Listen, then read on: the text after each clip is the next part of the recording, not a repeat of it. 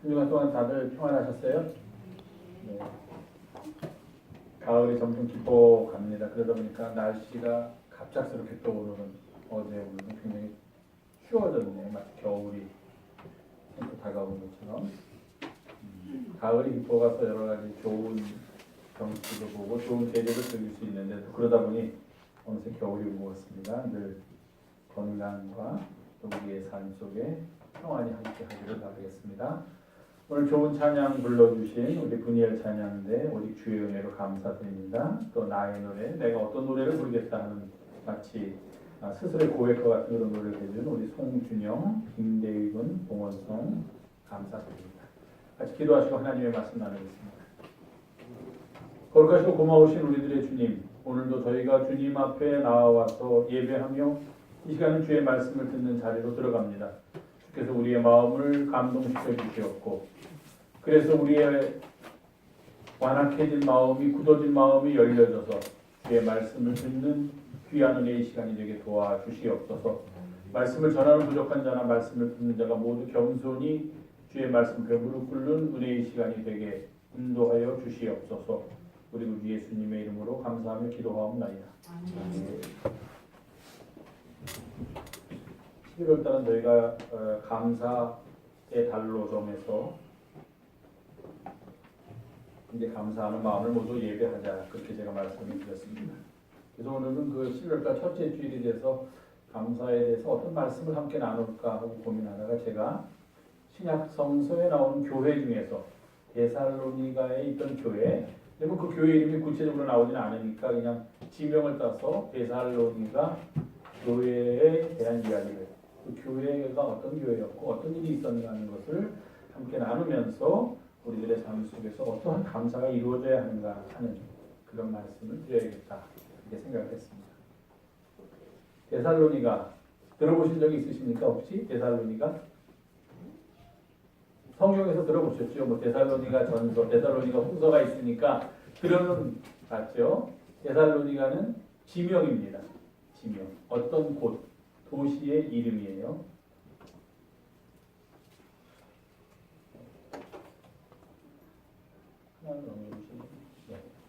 지도가 작아서 안 보이네요. 안타깝습니다. 데살로니가 보이세요? 네. 네. 왼쪽 끝에 있죠. 지금 지도가 이게 굉장히 바울의 선교 여행을 나타낸 지도인데 이쪽 유럽보다는 중동 쪽을 중심으로 나온 지도라서 데살로니가는 저 왼쪽 위에 작게 있으니까 잘 안 보이실 것 같고 다음 지도를 한번 보겠습니다. 다음. 요거는 조금 큰데 확대를 하기는 했는데 그래서 좀 잘 모르실 거예요. 아주 간단하게 쉽게 설명드리겠습니다. 지금의 지명을 따서 지금은 많이 이름이 바뀌었는데요. 우리가 알고 있는 것은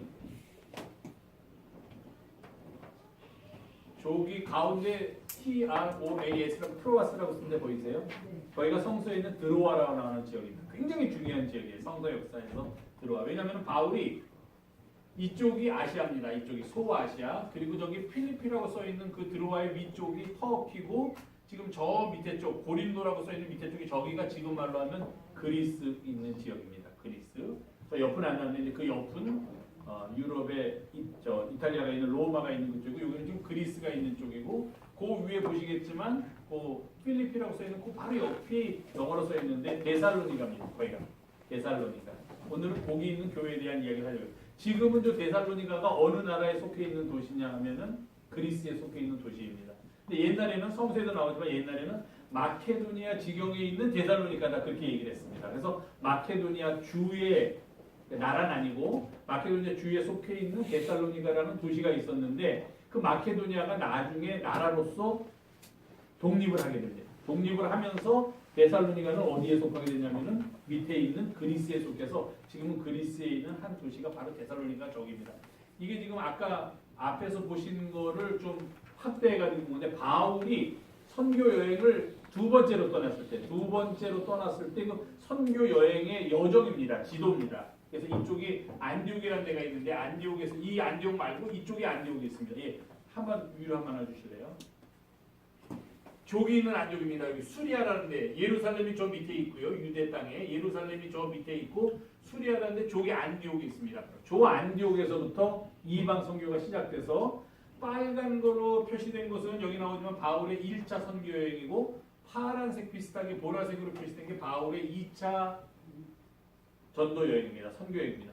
그래서 이렇게 해서 길리기아라는 데를 거쳐서 부르기아를 거쳐서 쭉 가가지고 저기 이제 드로아가 보이실 텐데 그 드로아라는 데가 왜 중요하냐면요.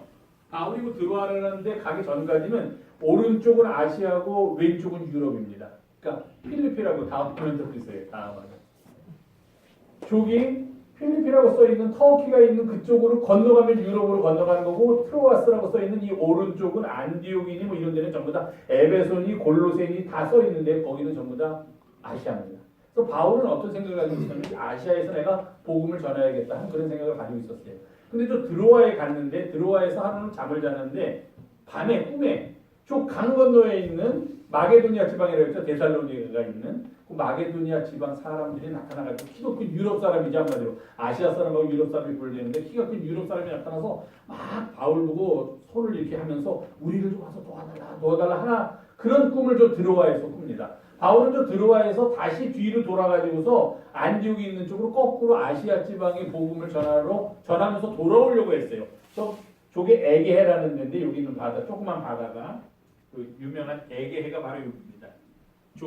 저기가 에게해인데 거기서 건너가면 유럽으로 가고 거꾸로 돌아오면 다시 아시아로 돌아오는 그런 상황이었는데 그런 꿈을 꾸고 나서 바울이 결심을 합니다. 다시 마음을 바꿔서 아시아 쪽으로 돌아오면서 복음을 전하는 일보다도 지금 유럽 사람들이 나에게 와서 복음을 전해달라고 그렇게 요청을 하니까 그럼 유럽으로 가야겠다 해가지고서 들어와서 배를 타고서 에게해를 건너서 필리피라고 써있는 빌립보로 들어갑니다. 그러니까 유럽의 처음으로 바울이 발을 내딛는 데가 어디냐면 마게도니아 지방의 빌립보라고 되어 있는 데가 거기 필리피라고 써있는 거기입니다. 그리고 암비볼리와 두 군데 정도 거친 다음에 그 다음에 활동이 이렇게 우리들한테 알려지면서 좀 큰 도시이면서 바울이 복음을 전한 데가 바로 데살로니가라는 집입니다. 데살로니가.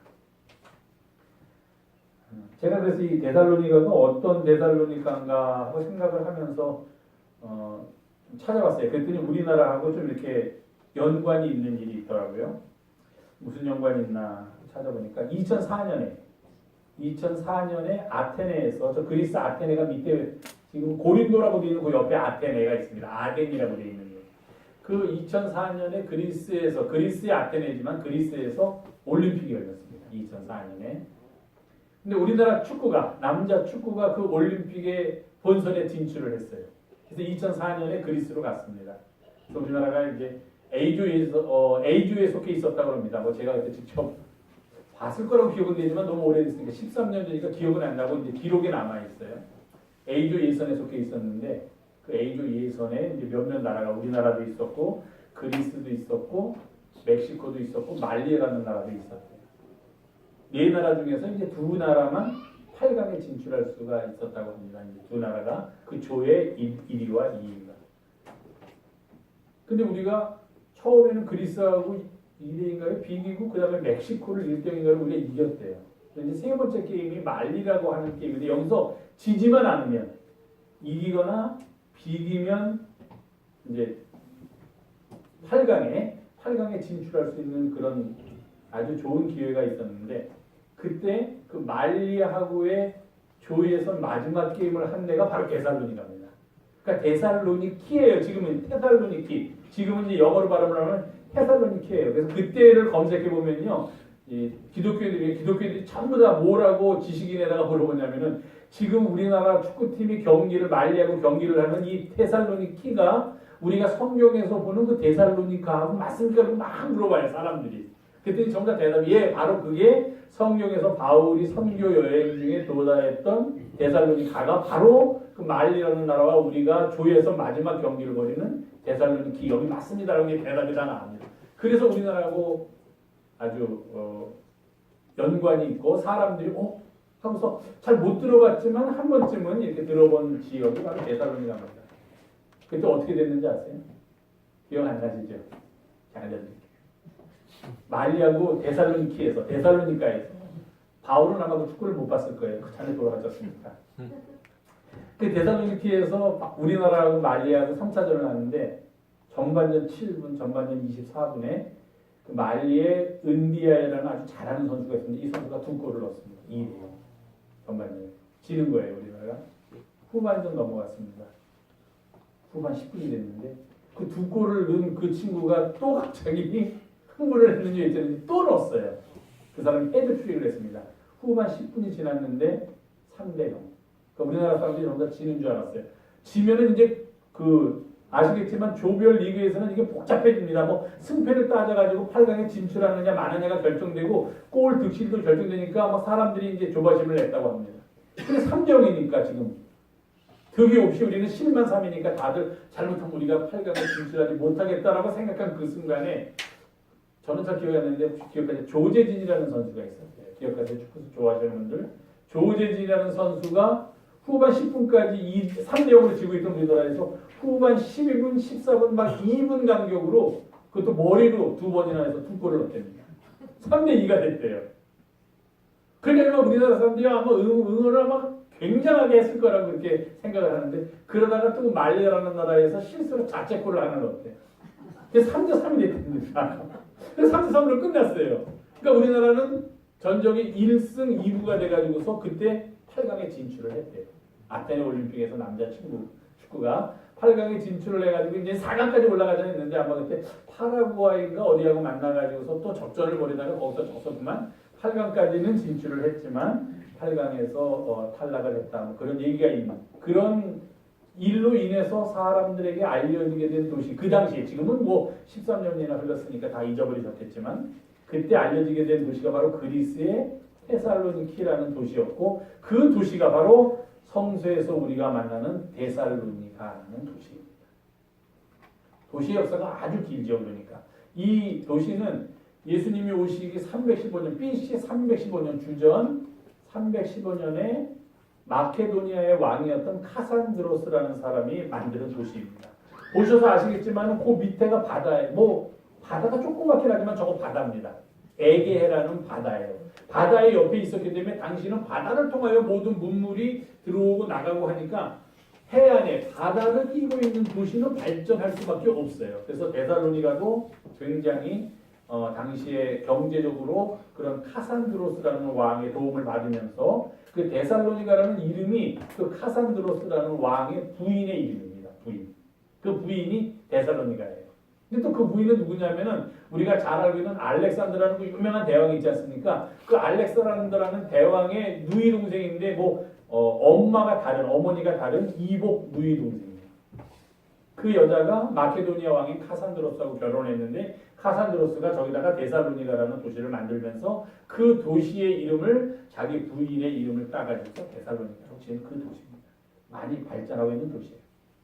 큰 도시 중에서는 바울이 2번째 선교 여행 중에 2번째로 방문한 도시다. 우리가 그렇게 알고 있습니다. 첫 번째로 방문한 도시가 빌립보, 2번째로 방문한 도시. 그 사이에 암비볼리하고 또 아볼로니아라는 데를 들리긴 했지만 거기서 무슨 일을 했는지 성서에 자세히 안 나와 있으니까 무슨 일을 했는지 우리에게 전해주는 도시로서는 유럽에서 2번째로 바울이 방문한 도시가 바로 데살로니가 저 도시입니다.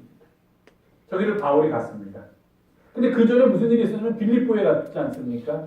빌립보에 바울이 처음으로 이제 마게도니아, 지금 말하면 유럽으로 아시아에서 복음을 전하던 바울이 유럽으로 첫 발을 내딛고 빌립보라는 지역이 유럽의 첫 번째 도시입니다. 바로 보시면 알겠지만 아시아에서 유럽으로 건너가려면 바로 빌립보라는 도시를 거쳐서 사람들이 건너가게끔 그렇게 돼 있는 도시입니다.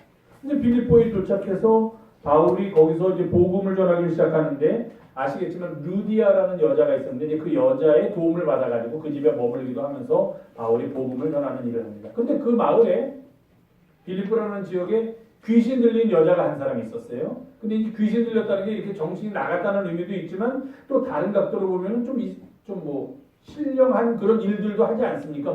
예언을 한다든지 뭘 맞춘다든지 근데 이 여자가 그런 일을 하는데 바울 일행을 보더니 바울 일행을 알아보면서 매일마다 바울을 쫓아다니면서 복음을 전하고 있는 바울한테 야, 이 사람들은 지극히 높은 하나님의 종으로 구원의 길을 너희에게 알려주러 왔다고 하고 미친 여자가 따라다니면서 이렇게 바울에 대해서 이야기를 막 사람들이 하는 거예요. 그러니까 바울이 너무 그 일을 이 여자가 계속하니까 바울이 괴로워서 이 여자에게서 귀신을 쫓아냅니다.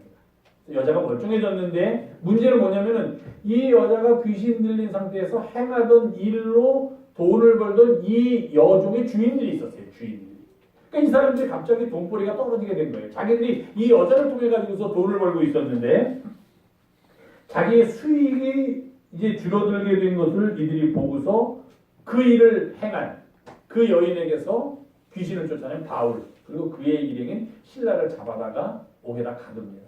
그때 아시겠지만 그 옥에 갇혀 있는데 그때 이 바울과 신라가 기도하고 하나님을 찬송하는데 갑자기 지진이 나고 옥토가 움직이고 문이 열려서 도망을 갈 수 있게 탈옥을 할 수 있게 됐지 않습니까? 그랬더니 간수가 놀래가지고서 죄인들을 자기가 놓쳤는 줄 알고 거기서 자결을 하려고 하니까 큰 죄를 졌으니까 그때 다시 바울과 신라가 나타나가지고서 우리가 여기 있다 도망가지 않았으니까 내 몸을 헤아리 말아라 하면서 그 유명한 사도행전 16장 31절 주 예수를 믿어라 그리하면 너와 네 집이 구원을 얻으리라 하는 그 성경 구절이 나온 게 바로 이 빌립보라는 곳의 감옥 아닙니다. 그래서 이제 다음 날이 돼가지고서 바울과 신라가 크게 잘못된 것이 없다고 이렇게 해서 이제 재판을 하면서 또 거기서 바울이 자기가 로마의 시민이라는 걸 내세워가지고 이제 거기서 풀려나게 됩니다. 그래서 풀려나서 더 이상 빌립보에는 있을 수 없다 해서 두 번째로 몇몇 조그만 도시를 거쳐서 두 번째로 이동한 곳이 어디냐면 바로 데살로니가입니다. 데살로니가에 도착하게 됐습니다. 성경에 보면은 사도행전에 보면은 바울이 데살로니가에 도착해서 새 안식일 동안 회당에서 유대인의 회당에서 성경을 가르쳤다. 새 안식일이면 안식일이 3번 지냈다는 거니까 3주 정도 있었다. 우리가 이렇게 추측할 수가 있습니다.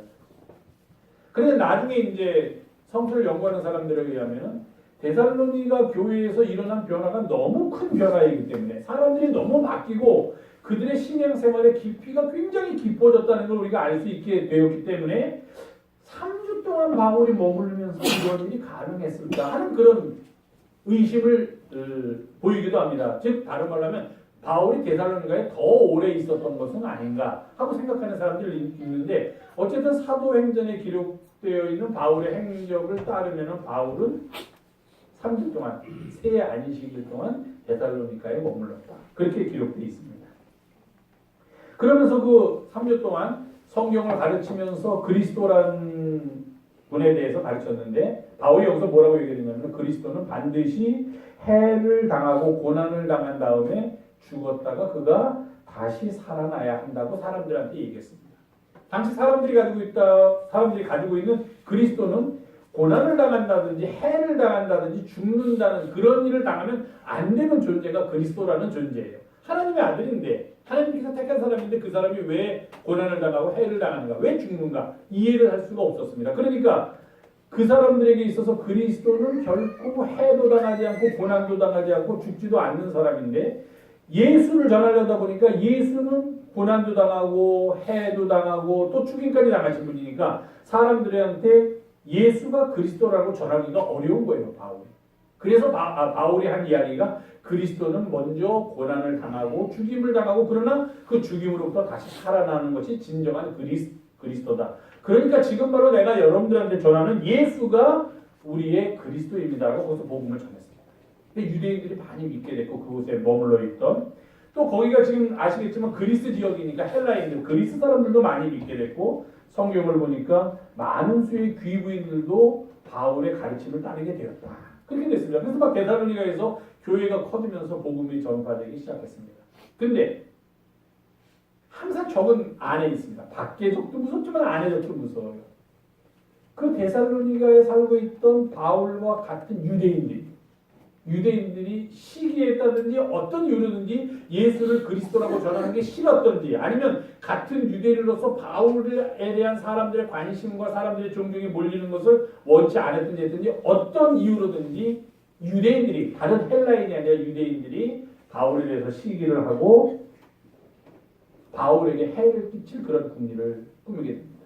그래서 성경에 보면은 불량배들을 고용했다고 해요.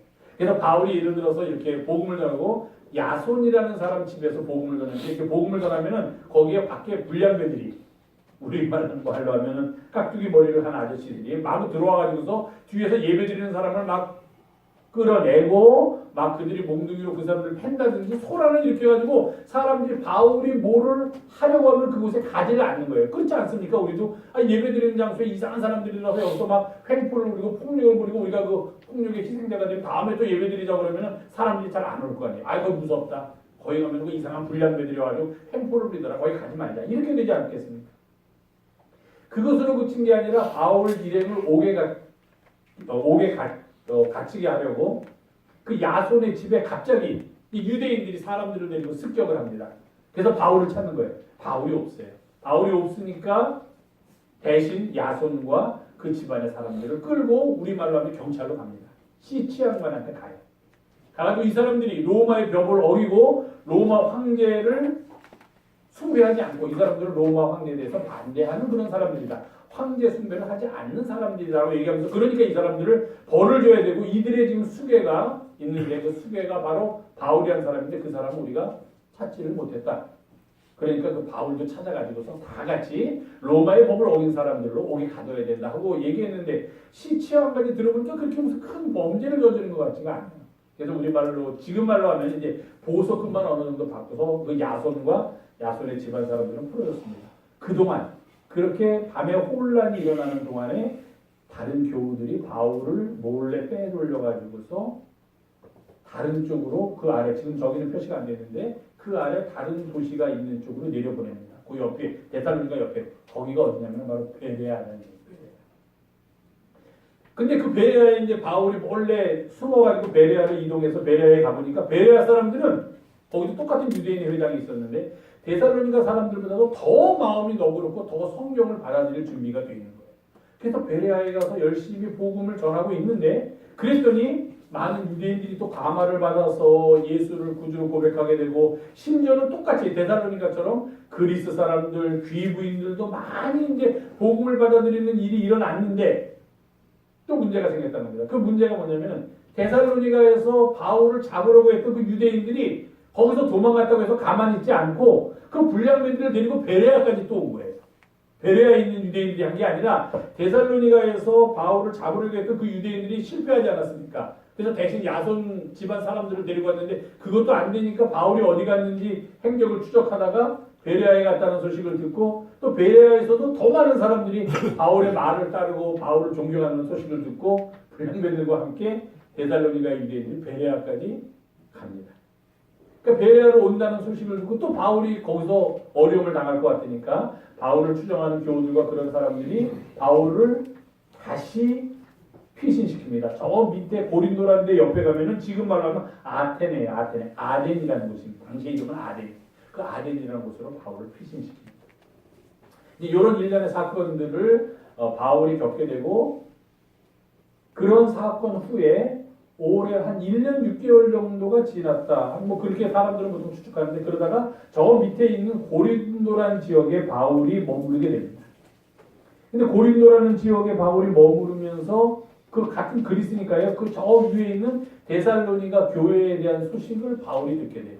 근데 바울이 그런 일들이 다 기억나지 않겠습니까? 자기가 어려움을 당했는데 그런 불량배들이 와서 자기를 잡으려고 했는데 데살로니가 사람들이 자기를 구해주고 또 자기가 베레아로 내려왔는데 베레아에서 복음을 전할 때 또 그 사람들이 쫓아와서 자기를 잡으려고 하고 해하려고 하니까 또 아덴으로 보내주고 그런 일련의 사건들을 다 바울이 기억을 하면서 또 당시에 데살로니가 교회에 어떤 좀 어려운 점이 있었다 하는 그런 소식을 들으면서 고린도라는 지역에 머물렀을 때 편지를 데살로니가 교회를 위해서 두 편의 편지를 씁니다. 그게 바로 데살로니가 전서와 데살로니가 후서입니다.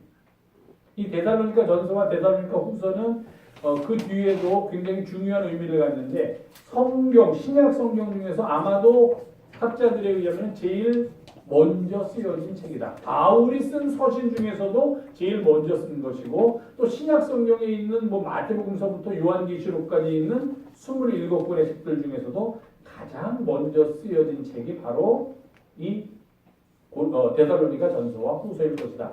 AD 주후 한 50년경에 쓰여졌다. 이제 그렇게 사람들이 생각을 합니다.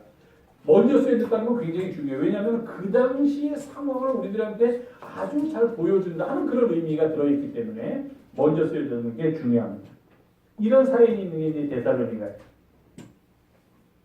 자, 빌립보에서 온갖 고생을 다 겪고 옥에까지 갇혔던 바울 일행이 데살로니가로 가면은 좀 편할 줄 알았는데 처음에는 좀 편했지요. 사람들이 와서 막 바울의 말을 듣고 바울을 믿고 하니까 편했는데 그만 바울을 시기하는 유대인들에게서 거기서마저 또 바울이 밤에 교우들의 도움을 얻어서 다른 곳으로 피신을 하게 되는 그런 일들을 겪게 됩니다.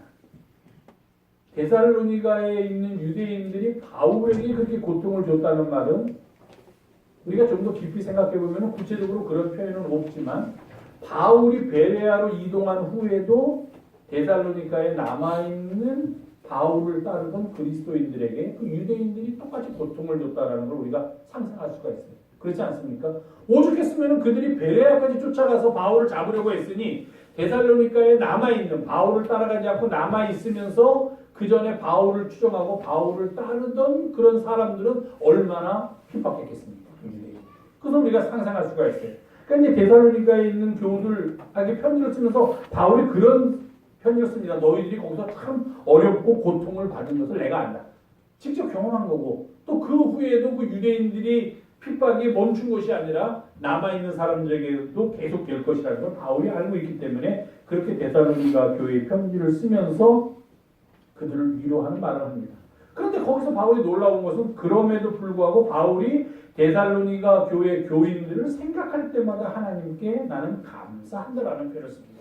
그들이 핍박을 받았는데 감사한다는 거예요. 핍박을 받은 것을 감사한다는 걸까요? 그건 아니죠.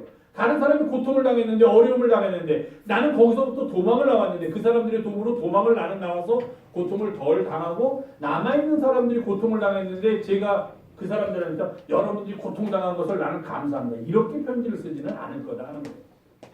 그러면 바울은 그들이 받은 고통을 알면서도 그들에게 나는 여러분들을 기억할 때마다 하나님께 감사합니다. 라고 썼을까? 도대체 바울은 무엇을 데살로니가 교회를 기억하면서 무엇을 감사하였다는 말인가? 또 데살로니가 교회들은 자기들에게 당면한 그 고난을 과연 어떻게 이길 수 있었단 말인가? 그냥 예수 믿는 것을 포기하고 예수를 그리스도로 고백하지 않고 나는 더 이상 바울이 전하는 것을 따르지 않겠다라는 그런 방식으로 그들이 그 고난을 이겼나? 아니면 다른 방식으로 고난을 이겼나? 우리는 데살로니가 교회를 말할 때마다 여러분이 종종 들으셨겠지만 이런 표현을 많이 씁니다. 그들의 믿음의 역사와 사랑의 수고와 우리 주 예수 그리스도에 대한 소망의 인내를 기억하면서 내가 감사한다. 바울이 그렇게 썼습니다. 그래서 데살로니 교회가 유명한 것은 그 교회에서 행했던 믿음의 역사, 사랑의 수고, 소망의 인내입니다. 이 세 가지를 우리가 기억합니다. 바울이 아마도 감사했던 것은 이 세 가지일 것이다. 그들이 믿음으로 계속 열심히 활동했고 사랑하는 수고를 아끼지 않았고 예수 그리스도에 대한 희망을 결코 포기하지 않았기 때문에 이러한 사실로서 바울은 비록 데살로니가 교회 교인들이 고난을 당했지만 그럼에도 불구하고 그들이 이러한 일들로서 그 고난을 이겨냈으니까 나는 하나님께 감사합니다. 그렇게 이야기했을 것이다. 보통 우리가 그렇게 생각을 합니다. 예, 맞는 말이죠.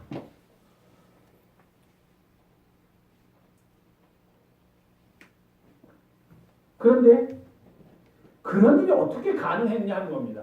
그렇게 고난을 받고 유대인들에게 의해서 고통을 당하고 핍박을 당하는 데살로니가 교회의 교우들에게서 어떻게 믿음의 활동, 믿음의 역사가 나타났고 어떻게 그들이 그럼에도 불구하고 사랑의 수고를 감당했고 어떻게 그들이 예수 그리스도에 대한 희망을 꾸준히 간직할 수 있었느냐 하는 겁니다. 그것을 바울은 5절에서 이렇게 표현합니다. 이는 우리 복음이 너희에게 말로만 이르는 것이 아니라 능력과 성령과 그리고 굳센 확신, 큰 확신으로 된 것이기 때문이다. 여기에서 우리가 데살로니가 교회가 핍박을 이기고 바울이 하나님께 감사드릴 수 있는 믿음의 역사, 사랑의 수고, 소망의 인내를 가질 수 있었던 힘, 원동력, 그 근원을 발견하게 됩니다. 그것이 무엇이냐? 바로 그들 안에 들어가 있던 복음, 그리고 그 복음에서 나타나는 복음의 능력이 그들로 하여금 핍박을 이기게 했다는 겁니다. 그들로 하여금 고통을 감내할 수 있는 힘을 얻게 하였다는 거예요. 그것뿐만 아니라 거기서 더 나가서 그들이 계속해서 믿음을 가지고 활동하면서 사랑의 수고를 아끼지 않고 소망의 인내를 가질 수 있었다는 겁니다. 바울이 여기서 앞에다 덧붙입니다. 복음을 말로만 받은 것이 아니라 능력으로 받았다 하는 겁니다. 바울이 감사했던 것은 이들 안에 복음이 전파됐는데 그 복음이 말로만 전파되면서 흐지부지 돼서 없어졌던 것이 아니라 그 복음의 능력으로 그들의 삶 속에서 나타났다는 것을 감사했다는 것입니다. 그렇게 나타난 복음의 열매가 바로 믿음의 역사와 사랑의 수고와 소망의 인내다. 그렇게 바울이 이야기하고 있다는 것입니다. 이런 일이 가능한 것은 바울이 보기에는 이것은 이들이 복음을 그저 말로만 우리말로 하면 한쪽 귀로 듣고 한쪽 귀로 내보내는 그런 상태로 복음을 받아들이는 것이 아니다 하는 확신이 바울한테 있었다는 겁니다. 이들에게서 이런 놀라운 역사가 나타날 수 있었던 것은 바로 그들 안에서 복음의 능력으로 역사했기 때문이다 하는 겁니다. 바로 그들의 삶 속에서 복음이 살아서 움직였기 때문이에요. 말로만이 아니라 혀끝에서 그친 것이 아니라 그들의 삶을 복음이 변화시켰다는 것입니다. 그것을 보고서 바울이 하나님께 감사했습니다. 우리가 표면적으로 보면은 데살로니가 교회에 대한 바울의 감사는 늘 반복되지만 믿음의 역사와 사랑의 수고와 소망의 인내 그것을 가지고 있던 데살로니가 교회를 보고 바울이 감사했다. 우리가 그렇게 표면적으로 얘기하지만 그런 일들이 가능하게 했던 원동력을 우리가 더 깊이 파고 들어가면 어떻게 박해를 받는 상황 속에서도 고난을 당하는 상황 속에서도 그러한 일들을 데살로니가 교회 교인들이 그러한 열매들을 맺을 수 있겠는가 하고 들어가 보면 그것은 바로 그들 안에 복음이 말로만이 아니라 능력으로 성령으로 큰 확신으로 그들 안에 임했기 때문이다 하는 것을 우리가 알아내게 된다는 것입니다. 그것이 우리에게 보여주는 놀라운 복음의 능력이면서 동시에 바울로 하여금 데살로니가 교회를 향하여 기도할 때마다 하나님께 감사할 수 있었던 이유가 된다는 것입니다. 사랑하는 교회 여러분, 복음은 우리 가운데 말로만 존재하는 게 아니에요. 입술로 예수를 믿는다고 해가지고 물론 입으로 시인해야 된다고 성경은 우리들에게 얘기하지만 입술로 예수를 믿는다고 해서 그것이 예수를 믿는 것의 참 모습이 아닙니다. 우리가 늘 얘기하듯이 복음이 우리 안에 들어와서 우리를 변화시키고 그 변화시킨 열매가 우리들의 삶 속에 나타나야만 한다는 것입니다. 능력으로 복음이 우리 안에 존재해야만 한다는 것입니다. 말로만 예수 믿으면 얼마나 쉬워요. 얼마나 많은 말의 홍수가 세상을 지금 떠돌고 있습니까, 여러분? 인터넷에 들어가도 텔레비전을 켜도 설교 듣고 원하면 온갖 세상의 좋은 설교를 앉은 자리에서 다 들을 수 있습니다. 그 설교를 그렇게 앉아서 수십 편의 설교, 좋은 설교를 듣는다고 해서 내가 정말 복음의 능력으로 변화된 사람인가? 내가 정말 하나님을 따르는 하나님의 자녀로서 세상을 살아가고 있는가? 그렇지 않을 수도 있다는 겁니다. 복음은 말로 우리들에게 임하는 것이 아니기 때문이라는 거예요. 복음은 능력으로 임해야 된다는 겁니다. 복음을 받은 사람들은 삶이 변화되는 능력을 경험하고 삶이 변화될 뿐만 아니라 그 변화된 삶으로 세상을 향하여 열매를 맺는 모습으로 나타나야만 한다는 것입니다. 그런 모습을 볼 때 우리가 하나님께 감사할 수 있다는 겁니다. 만약에 어떤 분들이 우리 영성교회를 보고 감사한다고 그렇게 생각해 보겠습니다. 나는 하나님께 기도할 때마다 영성교회를 생각할 때마다 영성교회를 기억하면서 감사합니다. 영성교회 무엇을 감사해요? 무엇을 감사합니까? 그들 안에 복음이 능력으로 나타나는 것을 보고 감사합니다. 그 복음의 능력이 그들의 삶의 열매로 맺혀지는 것을 보고 감사합니다. 그 열매가 무엇입니까? 그들이 믿음을 가지고 열심히 믿음이 이끄는 대로 삶을 살아가는 활동, 남을 봉사하고 남을 섬기는 사랑의 수고를 아끼지 않고 자신을 희생하면서까지 하는 그들의 사랑의 수고, 그리고 비록 지금의 상황은 조금 힘들고 어려울지라도 예수 그리스도에 대한 희망을 버리지 않고 믿음을 끝까지 지키면서 나아가는 그들의 삶의 모습을 보면서 이것이 바로 그들 안에 있는 복음의 능력으로부터 나온 열매입니다. 그래서 나는 그들을 기억할 때마다 하나님께 감사합니다. 이렇게 기도하게 우리가 해야 된다는 것입니다. 복음의 능력이 우리 안에서 나타나야만 한다는 것입니다. 과연 우리 안에 복음의 능력이 있습니까? 아니면 그저 무성한 말만 있습니까? 그저 말로는 뭐 기도하고 말로는 뭐 예수 믿고 어쩌고 하는데 말로만에 그쳐서는 안 된다는 거예요. 복음의 껍데기만 가지고 살아서는 안 된다는 겁니다. 복음의 능력은 우리의 믿음으로 하여금 활동하게 만듭니다. 믿음을 가지고 활동하게 만들어요. 우리로 하여금 서로 사랑하면서 그 수고를 아끼지 않게 만듭니다. 그래서 세상을 살리게 합니다. 그리고 나아가서 예수 그리스도에 대해서 지속적인 희망을 갖고 때로는 힘들고 어려운 상황이 닥쳐오더라도 흔들리지 않고 주님께 대한 희망을 붙잡고 앞으로 나아가게 합니다. 그것은 복음의 능력의 힘입니다. 그래서 우리가 하나님께 감사할 것이 무엇입니까? 이러한 복음의 능력을 우리에게 허락하신 하나님께 감사해야 한다는 것입니다. 마치 바울이 데살로니가 교회를 기억할 때마다 하나님 저들에게 복음을 전하게 하시고 그 복음이 그들 가운데 능력으로 나타나서 그들이 그들의 믿음의 삶에서 그들이 일상의 삶에서 믿음의 역사와 사랑의 수고와 소망의 인내를 아끼지 않았음을 보고 내가 감사합니다라고 기도했던 것처럼 바로 우리들 안에도 복음의 능력이 그런 열매를 맺도록 하여야 한다는 것입니다. 그리고 그러한 열매를 맺을 때 우리는 하나님께 그것을 감사해야 합니다. 하나님, 내가 이 복음의 능력을 가지고 이렇게 믿음을 갖고 세상을 살아가게 하시니 감사합니다. 하나님, 제가 이렇게 복음의 능력 안에서 사랑의 수고를 아끼지 않으면서 세상을 변화시키며 세상을 섬기는 일에 종사하게 됨을 감사합니다. 하나님, 저에게 주신 복음의 능력으로 말미암아 제가 때로는 힘들고 어려워도 주님께 대한 희망을 잃지 않고 계속해서 주님을 바라고 주님께 대한 믿음을 갖고 세상을 살게 하시니 내가 감사합니다. 이런 감사의 기도를 우리가 드릴 수 있어야 한다는 것입니다. 이번 감사의 계절, 은총의 계절에는 우리가 정말 이런 감사를 하나님께 드렸으면 좋겠습니다. 하나님, 우리 안에 복음의 능력을 심어주셔서 감사합니다. 하나님, 그런 복음의 능력으로 내 삶이 변화되게 하시니 감사합니다.